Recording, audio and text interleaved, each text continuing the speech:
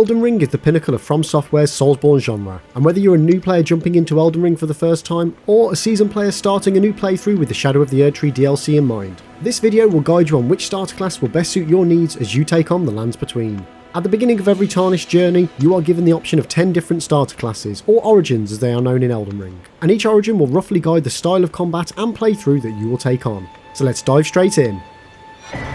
Number 1. The Vagabond is the perfect choice for those seeking the quintessential sword and shield playthrough, as it has an almost even split of levels in strength and dexterity, which suits anyone planning on doing a quality build, utilising a wide array of melee-based weapons. It has the highest vigour of all starting classes, which means you will be able to tank more hits between healing up, making this class ideal for players who are less experienced in the Soulsborne genre. As it has relatively low intelligence, faith and arcane, the Vagabond class is less suited to magic builds. However, with a small investment you will soon be able to dabble in some low level magic if you really want to. The Vagabond class comes with a longsword and halberd by default. This gives you the option to either dive into close quarter sword and shield action, or the longer range combat of a halberd, depending on the scenario you find yourself in. Alongside the longsword and halberd, this class comes with the heater shield, which has a 100 physical damage reduction, meaning you will take 0 damage from blocking physical attacks. It also has the ability to parry your enemy's attacks, enabling you to then perform a riposte and dealing a huge amount of damage in return. Overall, the Vagabond is the perfect all-rounder melee class, and the one I would recommend to any new player wanting to experience that classic sword and shield playthrough. Number 2.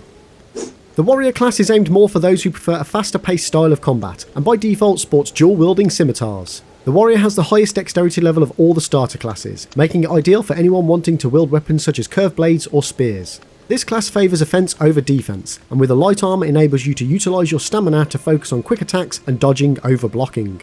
As with the Vagabond, the Warrior class isn't really set up for magic, but it's only a small investment away from being able to include it within your build. Overall, the Warrior class is perfect for those who want a more agile, melee-focused playthrough, and is the ideal choice for any experienced player planning on doing a dexterity build. Number 3.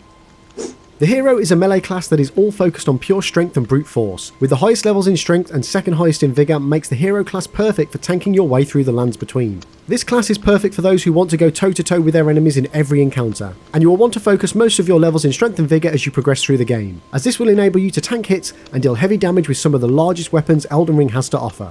By default, the Hero class comes with a battle axe and a large leather shield, both being a great starting point for any confrontation the early game has to offer.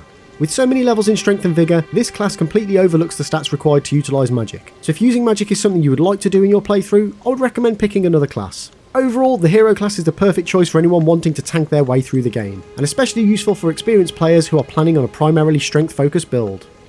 Before we move on to the next one, if you are enjoying the video, don't forget to like and subscribe, and ring that bell to make sure you don't miss out on even more Elden Ring content.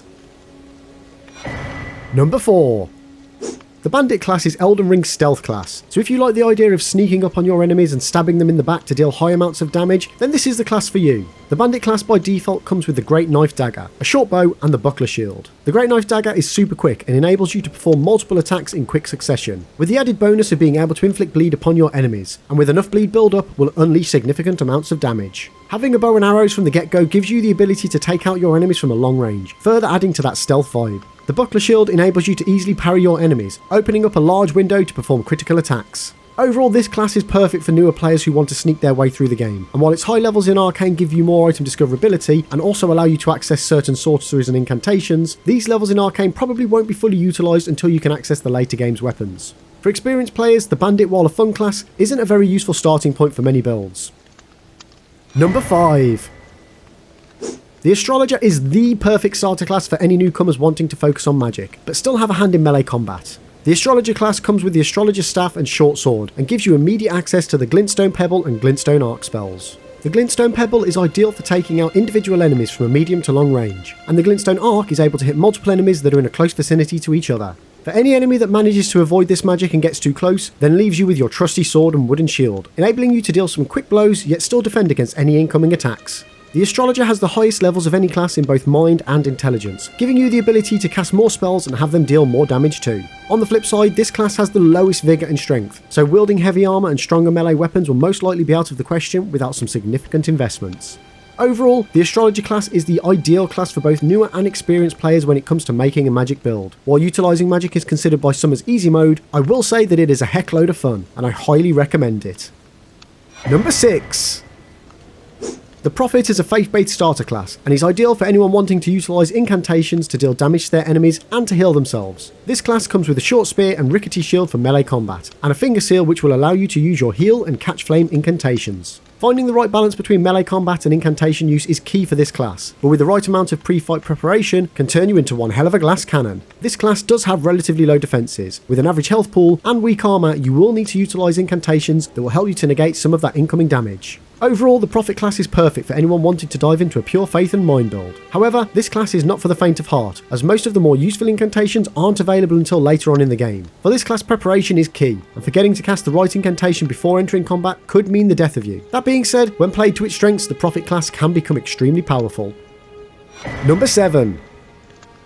The Samurai class is objectively one of the best classes for new players, as it boasts relatively high vigour, extremely high endurance and dexterity, which enables you to wield its starter weapon, the Uchigatana, which is one of the best early game weapons. The Uchigatana boasts a quick moveset that also inflicts bleed upon your enemies, that when triggered will deal savage damage, and on top of that, the Uchi is the ideal weapon for mounted combat, which gives you the ability to dash in and out of confrontations even faster. In addition to the katana, the samurai comes equipped with a longbow and an assortment of normal and fire arrows, enabling you to take out a variety of enemies from a safe distance. Overall, the Samurai is a fantastic option for new players who want both the ability to have fast combat with high damage and to also have the long range option from the very start of the game. Boasting the highest endurance in the game means you can dish out multiple attacks before needing to back off. This class is also ideal for experienced players wanting to create a dexterity bleed build. All in all, this class feels very satisfying from the get-go.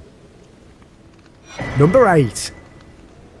The Prisoner class is ideal for anyone wanting to combine both sword and shield, and has a more even spread of stats compared to the Astrologer. This class comes with the S-Stock, a very effective quick thrusting sword. In addition to this, you will also have the Glintstone Staff and the Magic Glint Blade, a spell that creates a magical blade that targets nearby enemies. Built as a good all-rounder for magic and melee, this class has decent levels in vigour, endurance, strength, dexterity and intelligence, giving you a solid basis for both aspects of combat. The main downside to the Prisoner starter class is its weak armour, so finding a replacement armour set is something you should consider making a priority fairly early on. Overall, the Prison class is a solid foundation for anyone wanting to make an agile melee casting hybrid build. Number 9.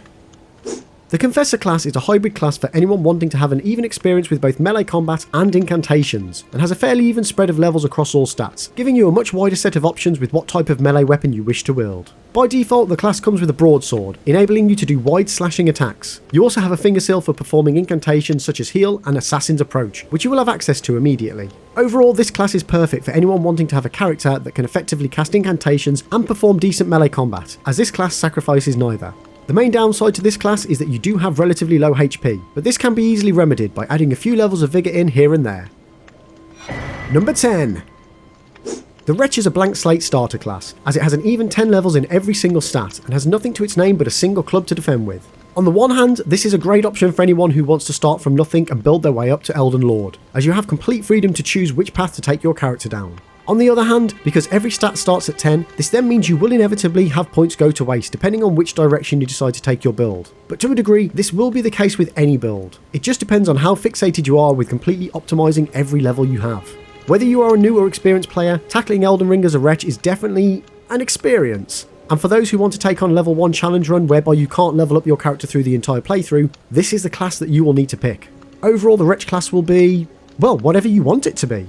Now that this is all said and done, one very important thing to remember when considering which class is the best is that they're all the best depending on what you want from the game and what experience you want to have. Unless you are worried about making the most of every single level you have, then any class can be chosen and formed into whatever build you want, as after a few hours of gameplay, you can easily level up any starter class to match another. And in addition to this, all the starter gear and armour for each class can also be obtained in-game, so don't spend too long staring at that starter class screen worrying about which one to pick. And for now, that's it. I really hope you have found this starter class guide useful, and more importantly, I hope you enjoy your journey through the lands between. Let me know in the comment section below which starter class you picked for your first playthrough, and if you're a seasoned player, what class do you think is the best? As always, thanks for watching, and don't forget to like and subscribe for more Elden Ring content.